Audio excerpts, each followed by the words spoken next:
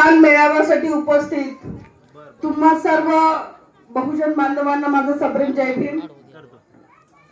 तुम्हाला माहिती आहे की सध्या जे वातावरण आहे ते निवडणुकीचं वातावरण आहे।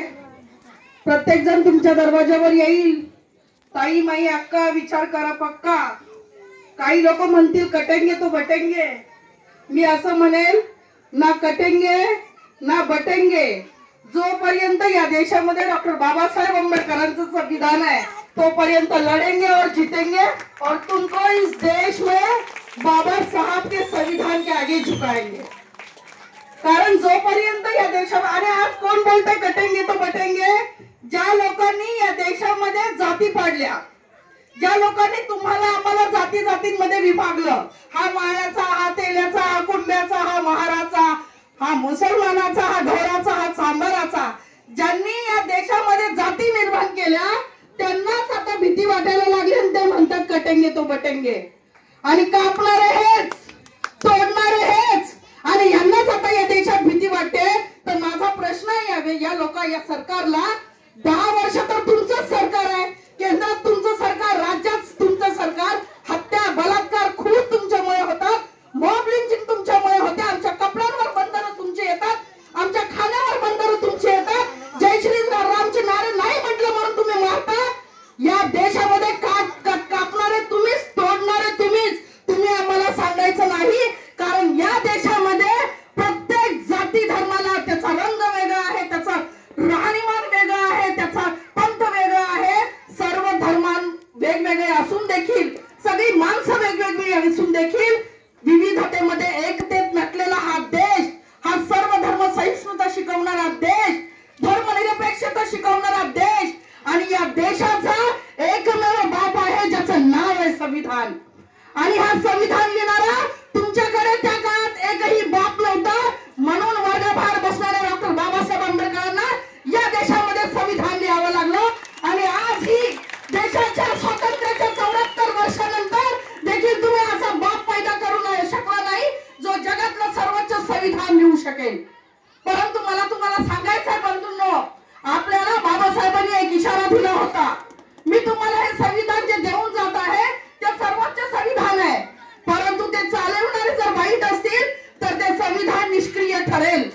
म्हणून मला असं वाटतं की बाबासाहेबांच्या विचारांना मानणारा, या देशातल्या प्रत्येक जाती धर्मातील व्यक्तीवर काम करण्यासाठी, कोणत्याही जाती धर्मांमध्ये भेद न करणारा, धर्म आणि लिंग बघून त्याच्यावर जेव्हा एखादा मंत्री निवडून जातो तेव्हा तो संविधानाची शपथ घेतो की मी कोणत्याही धर्माचा व्यक्ती म्हणून किंवा लिंगाचा व्यक्ती म्हणून त्याच्यावर न्याय करणार नाही, धर्म निरपेक्षतेची शपथ घेतो। आणि जेव्हा तो निवडून येतो तेव्हा कुठल्या तरी धर्मांमध्ये भांडण लावतो, स्वतः करोडपती होतो, आपल्या वस्त्या मात्र तशाच राहिलेल्या असतात। म्हणून मला असं वाटतं की संविधानावर चालणारा व्यक्ती संसदेमध्ये, विधानसभेमध्ये गेला पाहिजे। अभी राजा रानी के पेट से नहीं पैदा होगा, वो बैरक्स पे पेट से पैदा होगा और वो राजा तुम पैदा करोगे। राजा का बेटा राजा नहीं होगा, ये बाबा साहब ने हमें वोट के ताकत से समझाया है। वोट से राजा बनाना होगा, तुम्हाला तुमच्या मतदानाची किंमत समजावी लागेल। नोटों वाला नहीं जीतना चाहिए, हमें वोटों वालों को जिताना चाहिए, नोट वाले इस बार हारने चाहिए। नोट तो बहुत डालेंगे इलेक्शन में, तुमच्या पाया पडतील, तुम्हाला साडे वाटतील, परंतु लक्षात ठेवा माझी लाडकी बहीण ही बाबासाहेबांच्या संविधानामुळे आज 1-1 लाख 2-2 लाख पगार घेते। आम्ही रेल्वेमध्ये, विमानामध्ये काम करतो, आम्हाला तुमच्या 1,500च्या भिकेची गरज नाहीये। आणि तरी सुद्धा मी म्हणेन, जो कोणी 3 भाऊ मिळून तुम्हाला 1,500 रुपये देतात ना, ते त्यांच्या बापाच्या कमाईचे देत नाहीयेत। आम्ही प्रत्येक गोष्टीचा टॅक्स सरकारला देतो, तो टॅक्स तुम्ही आम्हाला देता, आमच्यावर उपकार करत नाहीये, तुमच्या बापाच्या खिशातले पैसे देत नाहीये। तर माझ्या लाडक्या बहिणींनो, तुम्हाला माझं बहीण म्हणून आश्वासन आहे, तुमच्या प्रत्येकीच्या अकाउंटला 1,500, 2,000, 4,000 आले असतील तर घ्या, नसतील आले तरी कोणीही तुमच्यावर उपकार करत नाहीये। उपकाराच्या भाषेने कोणी म्हणत असेल की तुम्ही जर आम्हाला मतदान नाही केलं, दुसऱ्यांचं सरकार आलं तर तुम्हाला तुमचे 1,500 मिळणार नाही, काही फरक पडत नाही, नाही दिले हरकत नाही, पण चोरांना आणि खोटेबाजांना यावेळेस विधानसभेत पाठवू नका। कारण कोणतीही योजना एकदा चालू झाली तर ती बंद होऊ शकत नाही, हा सरकारी नियम आहे।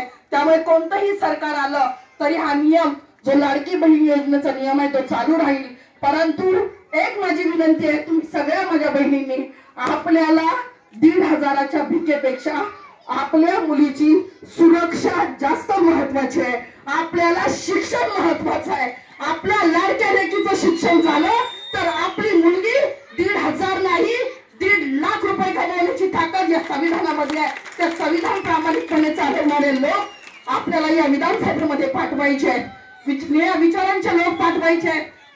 हिंदू मुस्लिम करणाऱ्या लोकांना तुम्ही आता निवडून देऊ नका, कारण आतापर्यंत आपण हिंदू मुस्लिम भाई भाई होतो, आपण बौद्ध हिंदू भाई भाई होतो.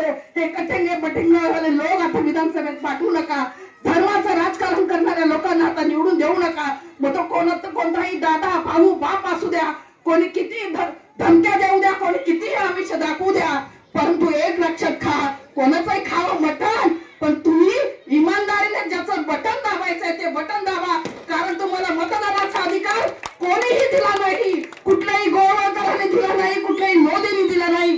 तुम्हाला मतदानाचा अधिकार या देशातला एकमेव बाप ज्याचं नाव आहे डॉक्टर बाबासाहेब आंबेडकर, त्या डॉक्टर बाबासाहेब आंबेडकरांनी तुम्हाला आम्हाला मतदानाचा अधिकार दिलाय. त्यामुळे मतदाराला जाताना मतदान करताना 1 मिनिट विचार करा आणि मग ईव्हीएम मशीनचं बटन दाबा. आणि जो कोणी उमेदवार आहे, आता मला असं वाटतंय उमेदवार इथे बसलेले आहे, आपण त्यांना प्रचंड मतांनी निवडून देऊया. माझी त्यांना विनंती राहील की ते जेव्हा लोकप्रतिनिधी म्हणून निवडून येतील, मला असं वाटतं कोणत्याही विभागाचा नगरसेवक, आमदार, खासदार हा त्या विभागाचा मालक नसतो, तर तो 5 वर्षाचा नोकर असतो. मालक तुम्ही आहात. त्यामुळे कोणत्याही आमदाराला मालक समजू नका. आपण 5 वर्षाचा नोकर निवडून देतोय, तो तुमच्या सेवेसाठी बसलेला आहे, हे यांनी सुद्धा कायम लक्षात ठेवलं पाहिजे. बराच वेळ झालेला आहे.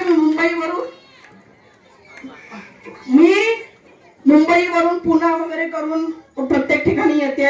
मी कोणत्याही पक्षाची पदाधिकारी नाहीये, परंतु मला असं वाटतं की जिथे जिथे बाबासाहेबांचा संविधान चालवणारे लोक निवडून यावेत असं वाटतं.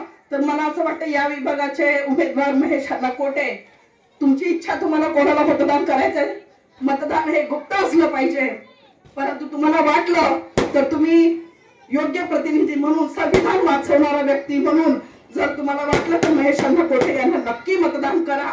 आणि नंतर तुम्हाला वाटलं की आपण फक्त 5 वर्षासाठी, 5 वर्षानंतर मला असं वाटतं सोलापूर हा राखीव मतदारसंघ असतो, जिथे एससी बहुल लोकसंख्या जास्त आहे, मुस्लिम बहुल लोकसंख्या जास्त आहे. तर ज्या दिवशी या देशातला दलित, मुस्लिम आणि ओबीसी एकत्र येईल, त्या दिवशी या देशाची सत्ता आपल्या हातात असेल, एवढं लक्षात ठेवा. लवकरात लवकर विधानसभेवर, लोकसभेवर निळा झेंडा फडको. या मंगल कारणासही तुम्हा सगळ्यांना येणाऱ्या विधानसभेच्या खूप खूप शुभेच्छा. तुमचं मत, तुम्हाला मतदानाचा अधिकार निर्माण करून देण्यासाठी बाबासाहेबांना स्वतःच्या पोटची 4-4 लेकरं मारावी लागलेली आहेत. त्यामुळे बिर्याणीच्या पॅकेटसाठी, दारूच्या बॉटलसाठी आणि साडीसाठी आपलं बहुमूल्य मतदान विकू नका. एवढी कळकळीची विनंती. एवढंच बोलते आणि थांबते.